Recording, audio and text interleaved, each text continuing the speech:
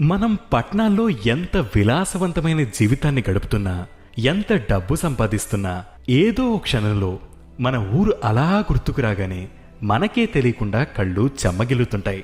మీలో ఎంతమంది మనస్ఫూర్తిగా మీ ఊరిని వదిలి ఆనందంగా ఉంటున్నారు చెప్పండి?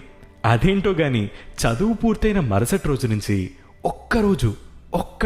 ఒక్కరోజు మన ఊర్లో మన ఇంట్లో ఖాళీగా కనిపిస్తే చాలు, ఇరుగు పొరుగు వారి దగ్గర నుంచి, ముఖ్యంగా మన చుట్టాలు ఏదో దొంగతనం చేసి జైలుకు వెళ్ళొచ్చినట్టు, లిటరల్లీ మన భాషలో చెప్పాలంటే దొంగ కోళ్లు పట్టేవాడిని చూసినట్టు చాలా చిన్న చూపు చూస్తూ ఉంటారు.